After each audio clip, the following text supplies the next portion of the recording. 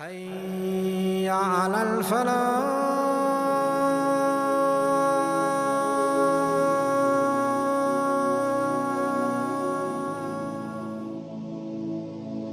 I showered him with blessings. I gave him his provisions in abundance. Whatever he asked for, I gave him, and I gave him more. My friends, the hands with which we touch, the feet with which we walk, the tongue that does the talking, the mouth with which we eat, the ears with which we hear, the eyes with which we see. Look at these countless blessings of Allah. All of a sudden, Allah's taken away your eyesight. Now, there's total darkness in front of you. What do you think will happen? And now you're panicking, you're sweating, you haven't uttered anything to anyone. You begin to look to your right, it's darkness again.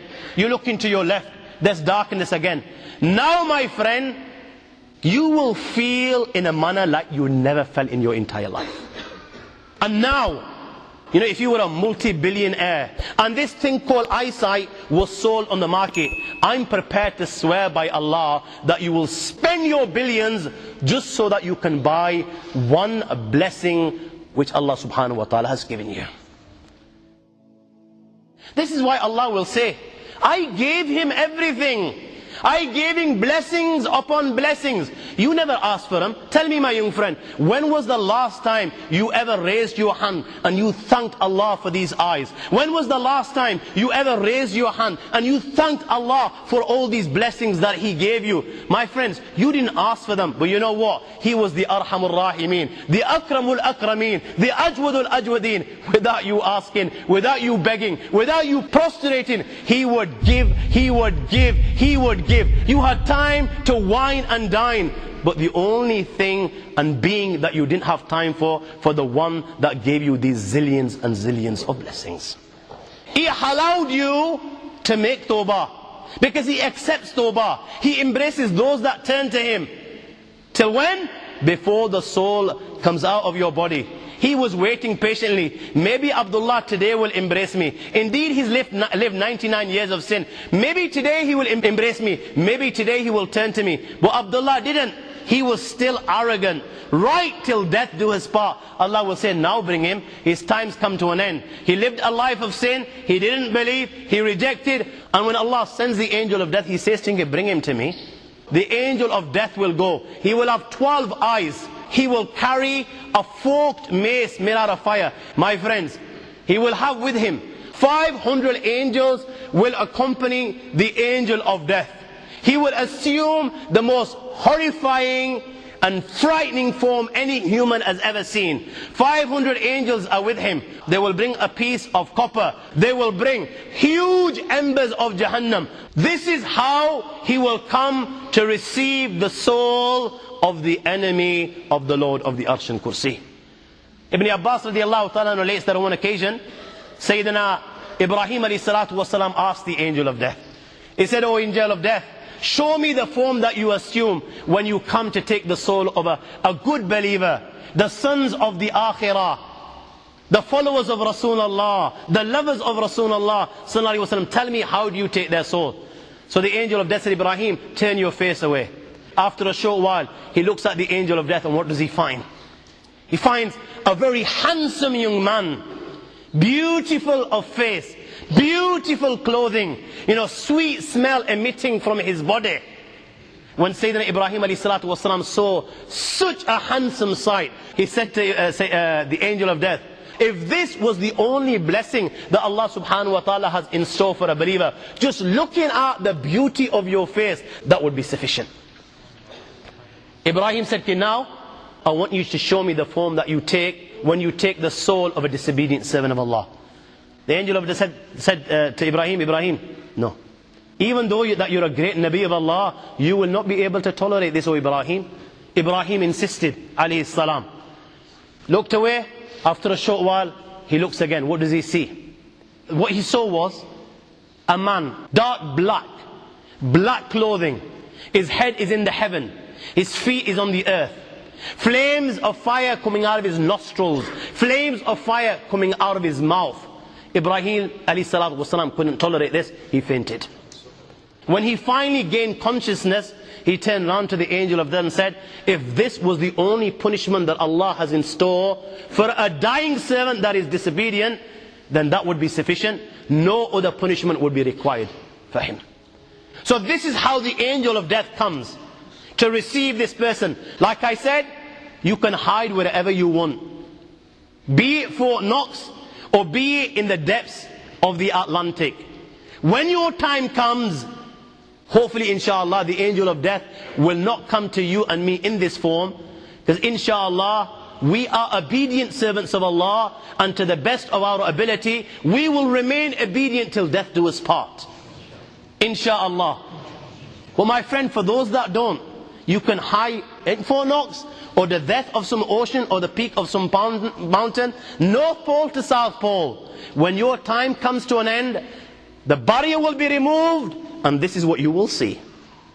And he will begin to extract the soul, and he will start from the tips of your toes, and he will extract the soul, and he will stop here where your ankle is, and he will twist and turn.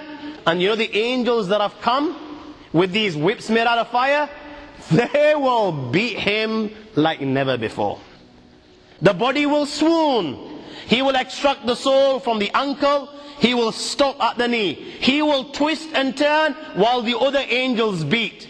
He will then extract from the knees. He will stop at the waist. He will twist and turn, and the angels will beat him. He will now stop here to the chest, twist and turn. They will take the soul to the neck. They brought this piece of copper from Jahannam. They will place it here. They brought these huge embers of Jahannam. They will place them here also. Now, my young friends, the angel of death will call out, come out with a cursed soul to a place of scorching wind, shadows of black smoke, no cool, no refreshing.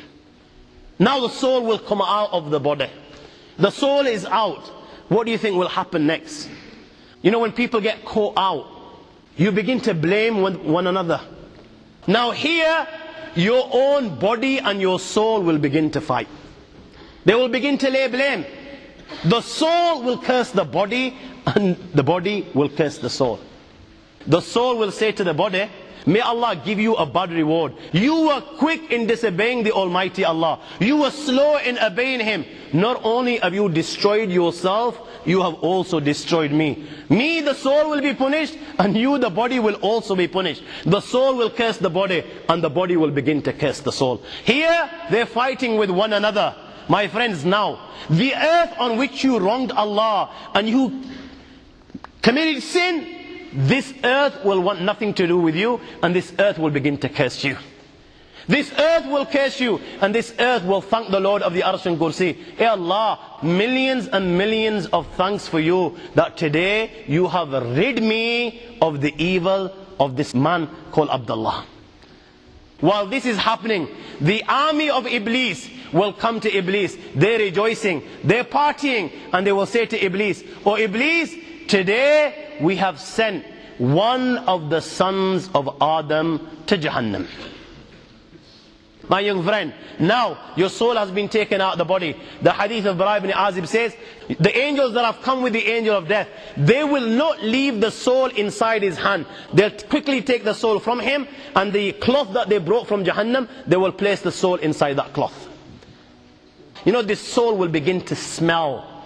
Now the journey of the heavens will begin. Every time this group of angels passes by a group of angels, the group of angels will ask, whose is this impure soul that you're taking to the heavens? They will say, this is the soul of so-and-so person, the son of so-and-so person. And they will call him with the bad names with which he was known with in the dunya. Now they take him to the heavens, and they knock on the heavens. My friends, for him, the door will not be open. And these people, they will not enter paradise till a camel will enter the eye of a needle. It's impossible. It can't happen. And Allah will call out, write the scroll of this person in the lowest hell, in the lowest earth.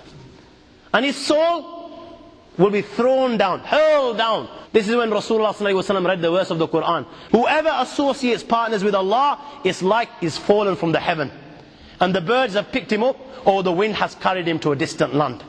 Now my friends, his soul will be returned inside his body, inside his grave. Now it will be the grave's turn. The grave will say, out of all the people that walked on me, you, Abdullah, was the one I hated most of all. Oh Abdullah, I've been waiting for you all this time. I've been waiting for you to come to me. Now that you have come to me today I will make you pay the price. Today you will know how I will deal with you. At that time, my young friends, the grave will embrace him with such force that the ribs of one side, they will penetrate into the other side. And now, the angels Munkar and Nakir will come. Jibreel Amin on one occasion asked Rasulullah, Ya Rasulullah, I want you to describe these angels for me. So Nabi Kareem Sallallahu Alaihi Wasallam was told, O Muhammad, without telling you the size of these angels, that their eyes glitter like lightning. Seen a flash of lightning? This is how their eyes glitter. You know, their voices rumble like thunder. Their teeth are like the horns of a bull. Their hair reach their feet. The distance between their shoulders is miles apart. Rasulullah Sallallahu Alaihi Wasallam was told that in these people there is not even an ounce of mercy inside their hearts. Their mercy is only for the true believers. They will come to everyone. Each one of them will carry a hammer of steel.